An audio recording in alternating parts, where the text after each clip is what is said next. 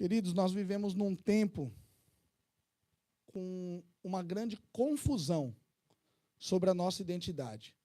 Um tempo que não sabe responder essa pergunta, quem é você? Ou que busca responder essa pergunta pelos meios errados. Nós estamos num momento da história que o homem chegou na Lua, faz carro que dirige sozinho, tem qualquer informação a um clique de distância na palma da mão, mas ainda não consegue responder quem eu sou, por que eu estou aqui, para onde eu vou. As perguntas mais elementares que todo homem já se fez. A pergunta quem é você tornou-se um grande desafio e um dilema na pós-modernidade. E muitos buscam responder essa pergunta com base nos seus próprios sentimentos, com base nas suas conquistas, no que faz ou deixa de fazer, ou talvez até em como os outros nos definem, o que os outros dizem sobre nós. Para alguns de nós, a nossa identidade está diretamente atrelada ao sucesso profissional. Quem é você? Eu sou um doutor, eu sou um advogado, eu sou um carpinteiro, eu sou uma dona de casa, eu sou o que eu faço. Para outros, essa resposta está mais baseada numa aceitação social do que os outros pensam que nós somos, os rótulos que as pessoas colocam em nós. E para outros ainda, eles se apegam a uma emoção momentânea. Eu sou o que eu sinto. E nessa loucura, tem gente hoje que se define baseado nas suas emoções. Hoje eu sinto que eu sou um gato, portanto eu sou um gato. Hoje eu sinto que eu sou uma criança, então eu não tenho mais a minha idade de 37 anos, eu tenho 15 anos, um adolescente. Ou então, hoje eu sou uma mulher, porque eu me sinto mulher. Tem gente que baseia a sua identidade no seu sentimento. Mas será que nós devemos colocar nessas coisas, nos nossos sentimentos, naquilo que os outros dizem que nós somos, e nas nossas conquistas, depositar nessas coisas a nossa identidade, quem nós realmente somos? É óbvio que não. E se assim nós fizermos, nós vamos passar por crises profundas da alma. Porque as pessoas que constroem a sua identidade baseada nessas coisas, elas inevitavelmente vão passar por frustração, experimentar um senso de vazio quando não atingem suas metas, aquilo que eu gostaria de fazer e não consegui fazer. Aquilo que eu me programei, me planejei e disse que eu faria e que eu não consegui fazer. No entanto, a palavra de Deus nos traz uma outra resposta para essa pergunta. Em 1 Pedro 2,9, como acabamos de ler, o apóstolo Pedro nos revela a nossa verdadeira identidade como povo de Deus. Nós somos raça eleita, sacerdócio real, nação santa, povo de propriedade exclusiva de Deus, a fim de proclamarmos as virtudes daquele que nos chamou das trevas para a sua maravilhosa luz. A nossa identidade, então, não está naquilo que sentimos ou fazemos, mas em quem Deus diz que nós somos. Nós somos um povo escolhido, nós pertencemos a Ele. E nós temos um propósito, nós temos uma missão. O contexto da carta, Pedro está escrevendo para os cristãos que estavam dispersos por conta da perseguição. E Pedro está fazendo questão de lembrá-los da sua identidade em Cristo. E ele faz isso conectando a igreja do Novo Testamento ao Israel, ao povo escolhido de Deus no Antigo Testamento, mostrando assim a continuidade do povo de Deus na Nova Aliança. A igreja é o Israel de Deus. Essa mensagem tem 2 pontos apenas, muito claros. O primeiro, identidade.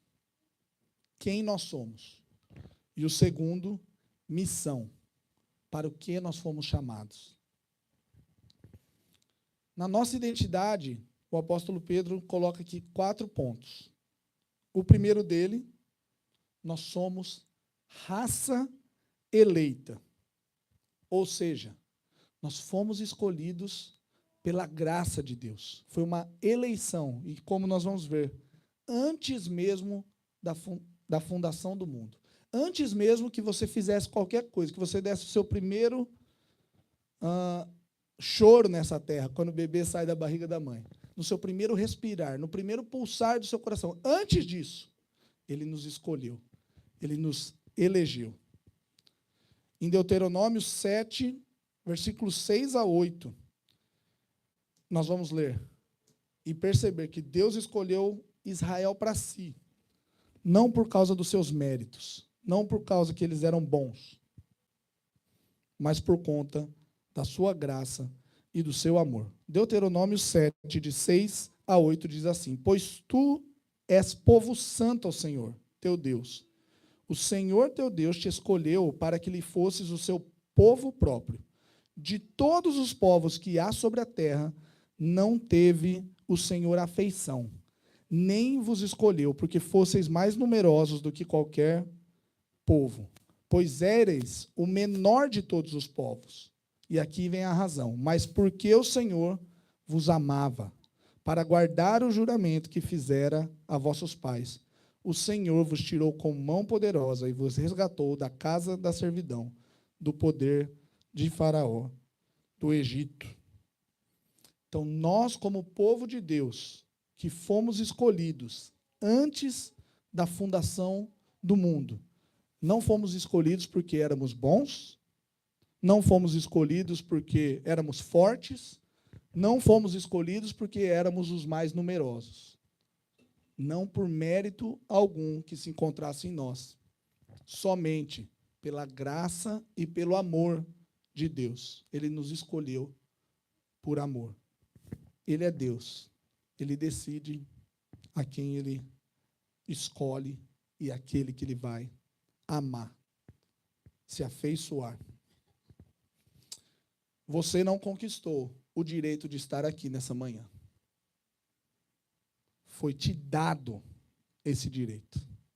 Foi Deus quem o chamou, pela sua própria graça. E o que a gente faz com isso? Uma vez que não há mérito em mim, uma vez que eu não conquistei, uma vez que é um presente de Deus, é graça, o que eu faço com isso? Eu vivo em gratidão a esse amor. A resposta apropriada, a eleição divina de Deus, nós somos raça eleita, é viver em gratidão do presente que recebemos. E viver humildemente. Porque nós reconhecemos que não há nada de bom em mim, não há nada que eu fiz para que eu pudesse ser escolhido. Do contrário, quando Deus sonda o nosso coração, Ele nos conhece e Ele sabe que somos pecadores, totalmente depravados. Estávamos separados de Deus, somos chamados, antes da nossa conversão, de filhos da ira. Mas Deus nos chamou para si e nos tornou povo, pela sua graça e pelo seu amor. O segundo título que o apóstolo Pedro nos dá, segunda afirmação, é sacerdócio real.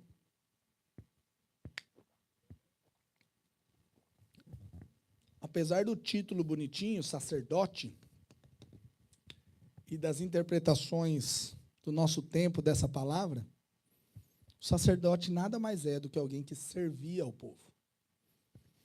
E o trabalho do sacerdote não era a coisa mais glamurosa que se tinha para fazer. Ele matava os animais como oferta de propiciação pelo pecado do povo. Ele estava num lugar sujo, fedido, com muito sangue e com muito trabalho, para se tornar um mediador entre Deus e o povo. Por isso que Cristo é colocado em Hebreus como o sumo sacerdote acima de todos os outros, mais excelente, o maior e melhor, sumo sacerdote. Sacerdotes eram aqueles que serviam a Deus e se colocavam entre Deus e o povo. A gente pode ver isso no Antigo Testamento também, em Êxodo 19. E se você pensar um pouquinho, os 10 mandamentos foram dados, a gente sabe, em Êxodo 20, no capítulo seguinte. Então, eles estavam ali, ao pé do Monte Sinai. E Deus fala no versículo 6 do capítulo 19, para Moisés: vós me sereis reino de sacerdotes e nação santa. Então, desde o Antigo Testamento, e o apóstolo Pedro obviamente sabia disso, nós somos chamados de sacerdotes. E não é qualquer sacerdócio, mas é um sacerdócio real. Nós fomos chamados para servir o Rei dos Reis e Senhor dos Senhores. E como sacerdote desse rei, nós somos chamados não apenas para servi-lo, mas para servir ao próximo. Quando Cristo resume a lei, ele diz: em primeiro lugar, amarás ao Senhor teu Deus, acima de todas as coisas.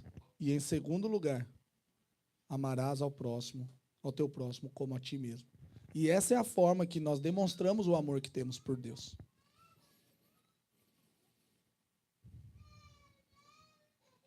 Além disso, como eu já falei aqui, o sacerdote fazia mediação para oferecer oferta de sacrifício pelos pecados do povo.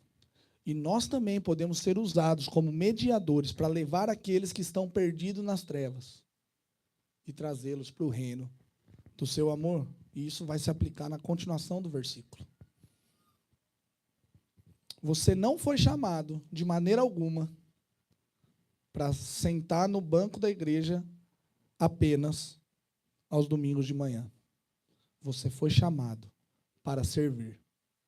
E o maior exemplo de servidão, obviamente, é do nosso Senhor e Salvador Jesus Cristo, que deixou a sua glória e veio a nós, se humilhou, se tornou homem, nos deu o exemplo, lavou os pés dos discípulos, para mostrar qual tipo de sacerdote nós somos. Você não é um sacerdote para se gabar, encher o peito e dizer: eu sou sacerdote do Senhor. Não, você é sacerdote para servir ao Rei dos Reis e Senhor dos Senhores. Isso é um privilégio. Isso é um privilégio que nós temos. Porque você não está servindo o pastor Sami. Você não está servindo a Igreja Esperança. Você está servindo a Deus. Será que a sua vida tem sido marcada pelo serviço? Eu não estou falando do seu trabalho de segunda a sábado. Estou falando de colocar os seus dons a serviço do reino. Em terceiro lugar, o apóstolo Pedro chama o povo de Deus, a igreja, de nação santa. A palavra santo aqui nada mais é do que separado com um propósito para Deus. Você é separado, escolhido, que busca uma vida de santidade. No mesmo texto que eu acabei de ler, do Êxodo 19, logo após dizer: mas sereis reino de sacerdote, ele também diz: serão nação santa. E em Levíticos 19, versículo 2 diz: santo sereis, porque eu, o Senhor vosso Deus, sou santo. E a gente vê essa frase repetida no Novo Testamento: sede santos, porque eu sou santo. Israel, ele foi chamado para se distinguir das demais nações, para ser separado com um propósito específico. Vocês são meu povo. Vocês são meu povo, povo do pacto, povo da aliança, povo que eu escolhi na minha soberania, Deus diz, para mim mesmo. Na igreja do Novo Testamento, nós somos chamados da mesma forma, para sermos separados para Deus. chamados como cristãos, pequenos cristos, como representante do nosso Senhor. Chamados para viver de uma maneira santa no mundo caído.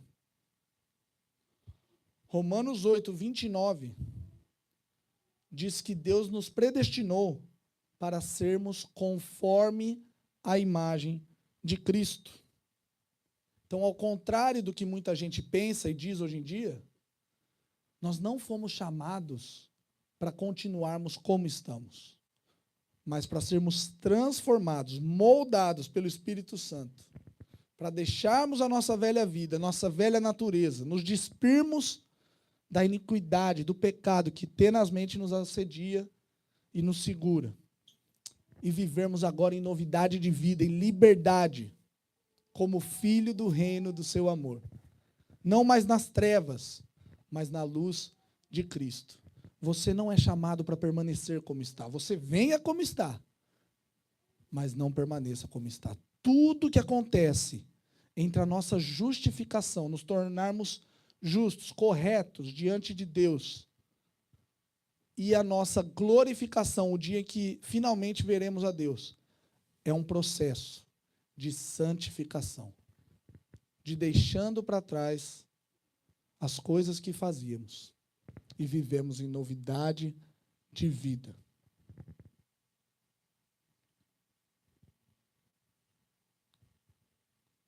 O mundo e as pessoas à sua volta têm visto em você o reflexo de Cristo, têm visto em você alguém diferente, que é separado, que é chamado para ser santo, para viver em novidade de vida.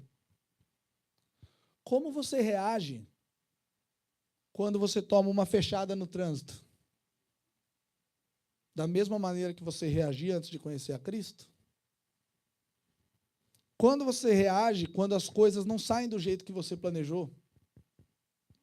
Do mesmo jeito que qualquer outra pessoa lá fora? Como você reage e o que você responde para o seu chefe quando ele te pede para contar uma mentirinha? Como você reage quando passa uma mulher bonita do seu lado? Adolescentes, como vocês reagem na escola quando você tem a oportunidade de colar? Não deveria ser mais como reagíamos antes de conhecer a Cristo, porque nós somos agora uma nação santa, separados por Deus com um propósito, para refletir a glória do nosso Senhor e Salvador, Jesus Cristo. Pequenos cristos no mundo que jaz em trevas. E por fim, no nosso primeiro ponto da identidade, o apóstolo Pedro diz o seguinte: vocês também são povo de propriedade exclusiva de Deus. Ou seja, nós pertencemos somente a Deus. Ninguém pode servir a dois senhores, porque há de agradar a um e desapontar o outro. No Antigo Testamento, ainda no texto de Êxodo 19, um versículo anterior, no versículo 5, Moisés disse assim: agora, pois, aliás, é Deus dizendo por Moisés, agora, pois, se diligentemente ouvirdes a minha voz e guardardes a minha aliança, então sereis a minha propriedade peculiar dentre todos os povos, porque toda a terra é minha. A terra e tudo que nela há pertence ao Deus dos céus, Criador de todas as coisas. Ele tem a primazia de tudo, inclusive da sua vida e da minha. Nós não pertencemos a qualquer pessoa. Nós pertencemos a Deus e exclusivamente a Ele. A ninguém mais, a nada mais. Como vimos no Antigo Testamento, Israel é chamado de propriedade peculiar, especial, separada por Deus, com exclusividade para Ele. Assim como no Novo Testamento nós sabemos que somos de Cristo, nós fomos comprados a preço de sangue na cruz do Calvário. E por isso pertencemos exclusivamente a Deus. Então, a igreja não pertence a qualquer líder, não é ao pastor, não é a presbítero, não é ao pastor Samuel, enquanto ainda não é uma igreja particularizada, nem a pastor Augustus, nem a ninguém que não seja o dono da igreja, o grande e supremo pastor, Jesus Cristo. Nós pertencemos a Ele. Como as crianças aprenderam. Quem criou você? Deus nos criou. E nos chamou para si, como povo do pacto, como povo da aliança, como uma propriedade exclusiva. Ele não divide a sua glória. A igreja não pertence a tradições. A igreja não pertence a modismos. A igreja pertence a Deus. Ela é propriedade exclusiva de Deus. E Cristo é o cabeça da igreja. Você tem vivido como alguém que reflete esse senhorio de Cristo na sua vida? Ou você tem vivido como um refém do dinheiro, do Deus Mamon, vivendo atrás de conseguir mais e mais e mais, insaciavelmente? Você vive como alguém que pertence a Deus ou que se entrega aos prazeres dessa vida? Você vive como alguém que pertence a Deus ou que é refém de likes na rede social? Você vive como alguém que pertence a Deus, que é povo de propriedade exclusiva dele? Ou você vive para o entretenimento? Ou você vive buscando poder e fama? Para quem você tem vivido? Quem é o seu Senhor?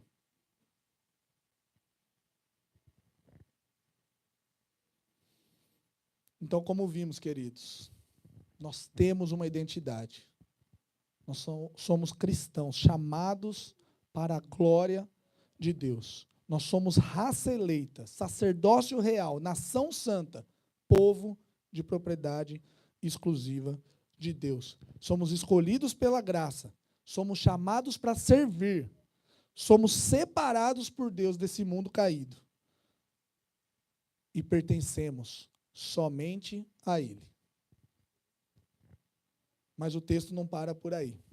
Na continuação do versículo 9, na segunda parte, a gente lê que tem uma finalidade do para que nós fomos chamados. E nós fomos chamados a fim de proclamar as virtudes daquele que nos chamou das trevas para a sua maravilhosa luz. Nossa missão é proclamar as virtudes de Deus. Deus, ele tem os seus atributos, alguns comunicáveis, que nada mais é do que virtudes, qualidades que eu e você podemos ter e desenvolver. E outros incomunicáveis, que não há ser humano nessa vida que, por mais que tente, pense que possa pagar, nós não temos. Alguns dos atributos comunicáveis de Deus são seu amor, sua santidade, sua graça, sua justiça, sua fidelidade, sua misericórdia. E alguns dos atributos incomunicáveis de Deus são a sua onipresença, Ele está aqui e em toda parte. Sua onipotência, nada é impossível para Deus, Ele pode todas as coisas. E sua onisciência, Deus sabe de tudo. Você pode ir para o lugar mais alto ou para o mais baixo vale, abismo, e lá Ele está. E Ele sabe de todas as coisas. Assim como Israel foi chamado para ser luz para todos os povos. O profeta Isaías fala sobre isso. A igreja existe com o mesmo propósito. Para ser luz no mundo que anda em trevas. Para ser luz no mundo que jaz do maligno. A igreja existe para proclamar a glória de Deus em todo lugar. Não se acende uma candeia para colocá-la embaixo da mesa, para viver escondida. Mas a gente coloca essa vela, essa luz nos lugares mais altos para que todos vejam e impacte o ambiente onde ela está. Você tem sido essa luz no seu trabalho? Você tem sido essa luz para a sua família?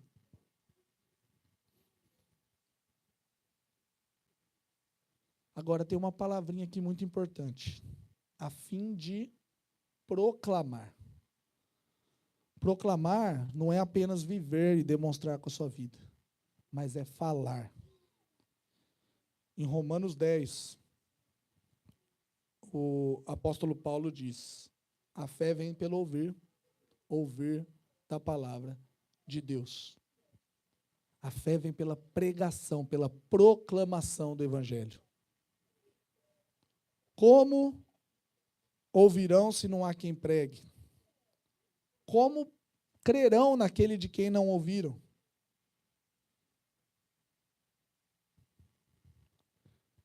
Não há possibilidade, senão pela palavra de Deus e a iluminação do Espírito. Mas pregar o quê? Pregar a teologia do John Lennon? Imagine all the people. Tem muita gente achando que o evangelho é sobre tornar esse mundo aqui melhor. Que vão de mãos dadas cantar e viver num paraíso. Não, nós fomos chamados para pregar as virtudes daquele que nos chamou das trevas para a sua maravilhosa luz. Nós fomos chamados para pregar sobre uma nação a qual pertencemos, somos embaixadores. Nós fomos chamados para pregar o evangelho. O mais puro e simples evangelho. A história da redenção, de que nós fomos criados à imagem de Deus, para a glória de Deus, para ter um relacionamento com Ele. Mas nós todos caímos em Adão. E continuamos caindo até o dia de hoje. Nós pecamos. E esse pecado, como Romanos diz, nos separou de Deus.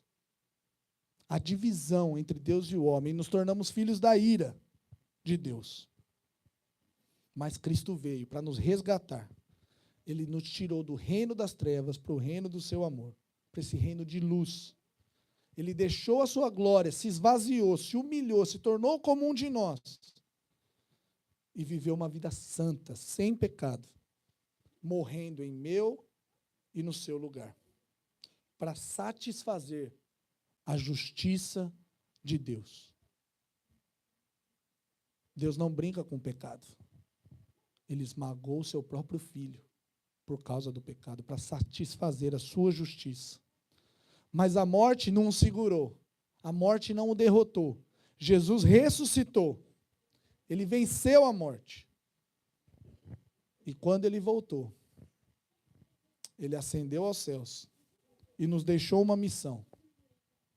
Ide por todo mundo e pregai o evangelho a toda criatura até que eu volte.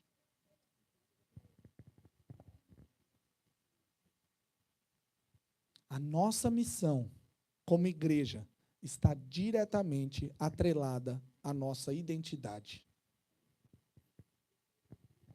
Você deve proclamar sobre aquilo que você vive. Você deve pregar sobre aquilo que você é em Cristo. Antes filhos da ira, agora filhos de Deus. Antes filhos das trevas, agora filhos da luz. Andando em novidade de vida. Não há, da mesma forma que não há missão sem identidade, não há identidade sem missão. A igreja que existe para glorificar a Deus, para a glória dele, ela também existe para fazer discípulos de todas as nações.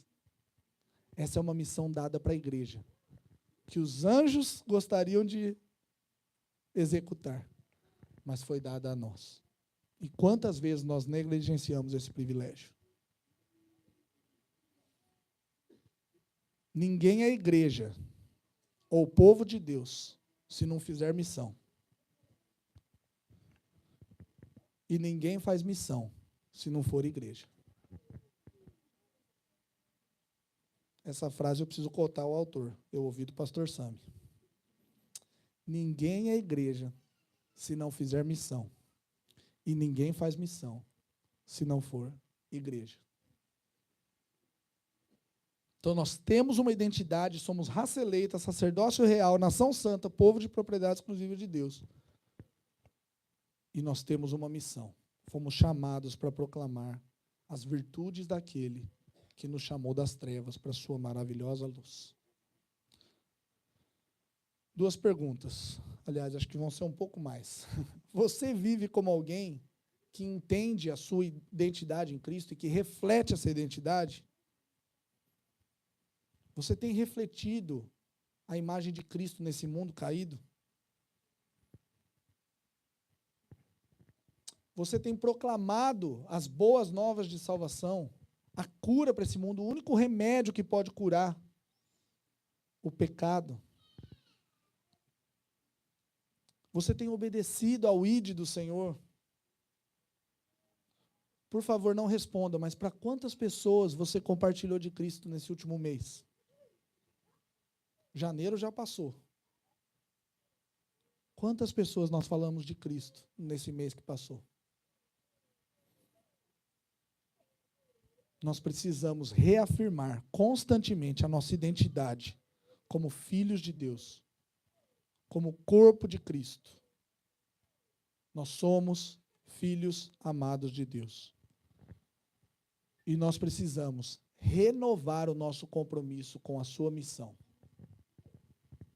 de glorificar a Deus e pregar ao mundo caído, fazendo discípulos de todas as nações.